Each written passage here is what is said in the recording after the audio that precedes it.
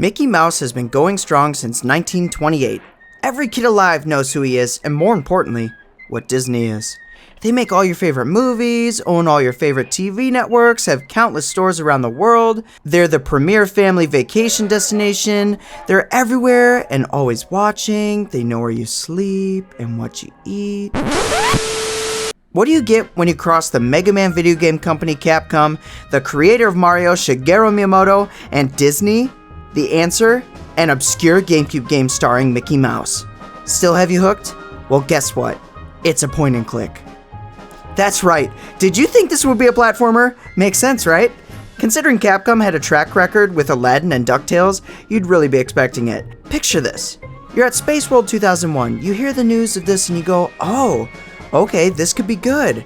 Then you hear Shigeru Miyamoto is involved and you see a trailer and you think, whoa, this really looks like it has potential.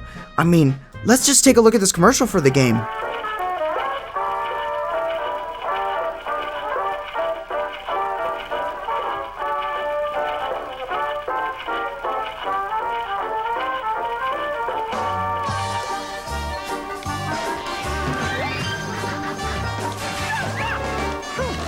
Introducing Disney's Magical Mirror, only for Nintendo GameCube. Rated E for everyone. Now you can connect with Disney's Magical Quest on Game Boy Advance. Gosh, gee willikers, I have to play this! So you buy the game, rush home to play it, pop it in, and here we go. This is analyzing everything about Disney's Magical Mirror starring Mickey Mouse. That is definitely the longest title to date, but I stand by it. We start with the super charming sequence of Mickey sleeping when suddenly, the mirror in the dresser, I'm assuming he's had forever, starts wiggling and lighting up for no reason at all. You know something I've always wondered, but not cared enough to research myself? Why Z's always represented sleeping in cartoons and stuff? Like, what does that mean? Somebody let me know in the comments, but I digress. So your mirror becomes this trippy looking portal and boom, a ghost appears. With a spoopy laugh, Mickey's soul just walks out of his body? No joke. He walks to the mirror because apparently physics still apply and the ghost prompts him to go into the mirror. Let me just stop to press this here. Why the heck would anyone do this? Kids, if you're ever prompted by something in a mirror to come into it, like a doorway, run in the other direction, get out of that house, and go straight to church, because that is not okay. But Soul Mickey's dumb, so he's tripping out and flying into some sort of other dimension. Now we get our first taste of sweet, sweet gameplay. We can move our glove around, and when it gets highlighted, we can click things. Ooh, exciting! You have a few HUD elements we'll get into in a sec, but if you click a door, you'll get this insanely long cutscene where Mickey somehow duplicates himself by walking through these doors that function similarly to Scooby-Doo doors. He eventually kicks himself and gets mad and ends up chasing himself until he falls and the other one disappears. This is a reoccurring trend in this game. The cutscenes are way too long. I guess they figure, hey, it's a point and click, you'll want to watch interesting things, but all it really does is add time to the game and pad things out. The game was roughly 3 hours for me tops, but if you shorten the cutscenes, it's probably about an hour and a half to 2 hours, which feels more right. Anyways, after the other Mickey falls, he's revealed to be the ghost, and you see this star thing on the ground and can interact with it. It's basically like energy that you can use to trigger things in the world that the game deems tricks. I do like this little cutscene that plays. It's nice.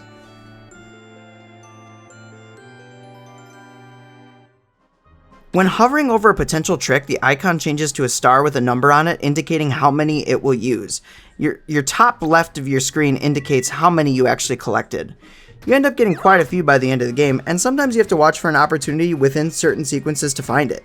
They can be hidden. Which all this does open the door for backtracking and exploring even in sequences you've already done, which isn't a bad thing. At least it adds a little more engagement to what's happening on screen. So after your first trick, you find a key. Another great mechanic. Keys open doors, in case you didn't know. I do like the fun little cutscene with the magic flying around Mickey when he collects stuff, but it happens a lot, so it kind of gets old.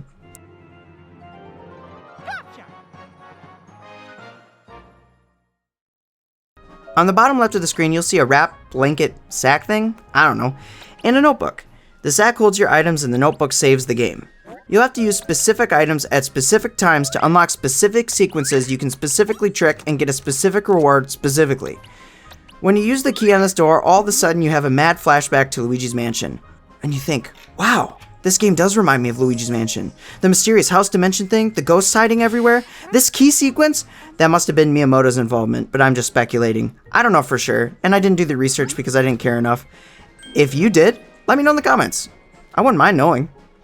But now that I'm talking about it, look at the graphics. I mean, this isn't a bad looking game, to be honest, for its time. Mickey looks great, and exactly how I'd imagine him to look. The environment is colorful and has some cool looking moments, like with this candle, when the ghost is a shadow, and the clock with all the gears turning. The animations in this game are actually pretty decent as well, which is important considering you're basically watching an animation the entire time. It definitely looks good. That's probably its best quality, because boy, do these puzzles blow. I mean, nothing is particularly hard, and often it just ends up with you watching tons of cutscenes that are way longer than they need to be, like I said. Is this a video game, or am I watching a Mickey Mouse cartoon? This is what I expect Netflix gaming to be like for kids. There just aren't too many standout puzzles, and they're all super simple. But on top of the puzzles, sometimes you get an interesting minigame, and these are actually action minigames, not a point and click. There's a shooter one where you shoot bubbles. It's like a super basic Star Fox clone. On the TV, there's an absolutely awful dancing minigame, and while I say the shooter is basic, this dancing minigame is straight crap. It's like the Simon Says from hell. One Mickey dances and shows you what to do, and when it gets to you, you don't even have a countdown to when to start, so you have to feel the beginning of the first input. It's just garbage, and I hate it. There's a minigame where you have to run from a sword slashing while you're avoiding furniture dropping out of nowhere in the trippiest hallway I've seen since Ocarina of Time. There's also a snowboarding minigame, guitar playing minigame, and a freaking Kung Fu Warrior barrel smashing minigame. Generally though, all these are empty feeling and kinda boring, except for dancing, which is straight awful. I'm wondering if there may even be more minigames and I didn't see them, because the game's so specific about where you specifically are specific in a specific... By the way, the worst part about these minigames is they give you nothing. Completely useless. The reward is that you get to enjoy these crappy minigames. Someone was really thinking when they threw those in. And if you think I'm exaggerating about how crap these are, I played Donkey Kong 64 many times in my life. The minigames are not very good, and I would say those minigames are A tier compared to these minigames. Moving past minigames, we could talk about the music. Never have I experienced such a bland experience in that department, and I play N64 games every day. It's just so basic. It feels like no effort was made, especially hearing the same main tune of the mansion over and over and over and over and over again. At least no effort is how it feels. It could just be how I feel when I play this game though. I can't say it's particularly bad, but in my roundabout way, I'm saying it's not particularly good. The sound design is also super annoying. Lots of glittery sounds and dings and pings that sound like they're ripped straight from a royalty-free site. Also, Mickey's voice acting, it's like clips of random Mickey snippets from other things, and they just threw them in there where they thought it would fit. It's so bad. I mean, listen.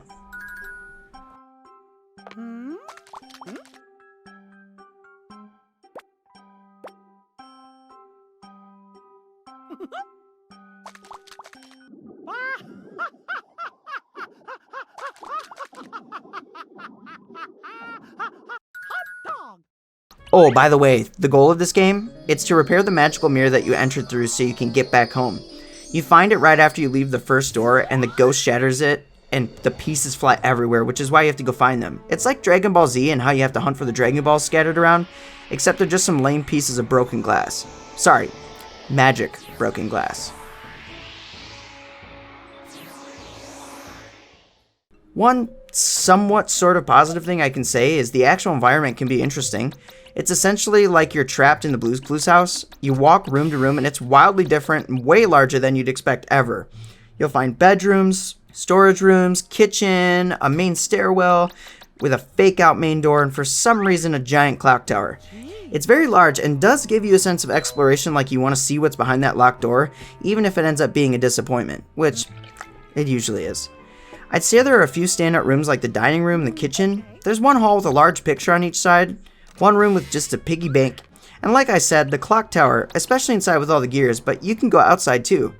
Those are just the ones that stuck out to me in my head, really. The best place though, I think, is the toy room, where you can shrink down and hop on the train. It's just interesting to me because you shrink down, and I love when you have environments like that in games. And it's kind of cool because you get somewhat of a mini boss with this rubber ducky, which is hilarious.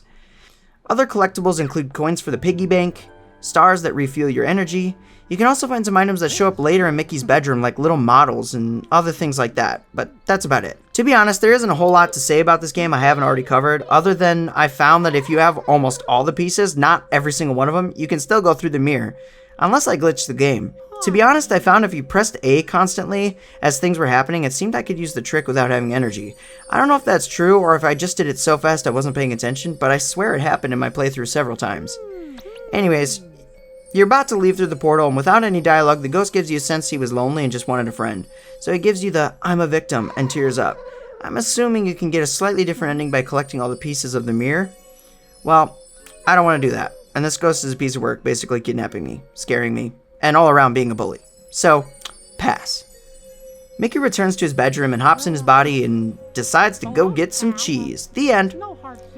Apparently there are other game modes, but this game didn't capture me to even want to try them, but for the sake of my viewers, first off we have a kids mode, and it basically plays the game for you, which I guess I'm watching a Mickey Mouse cartoon. Hey, look at that. Now we get into the best thing that this game has going for it that I was surprised about. Hat mode. This game gives you 5 hats, and you can choose where to hide them around the mansion and then go collect them. Let's not pretend this is fun, but maybe I guess if playing with a sibling, it could be something to do, and assuming you're like 5.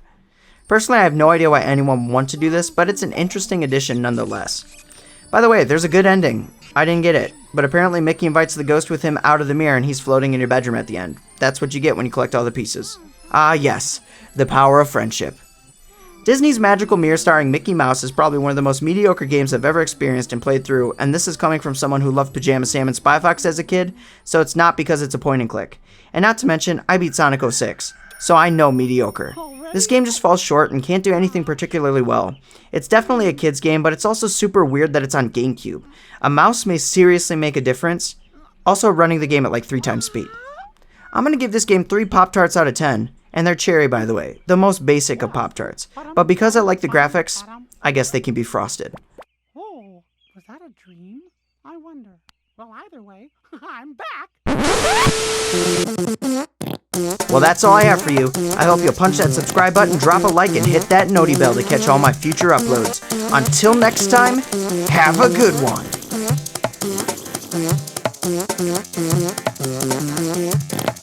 Jiggylookback!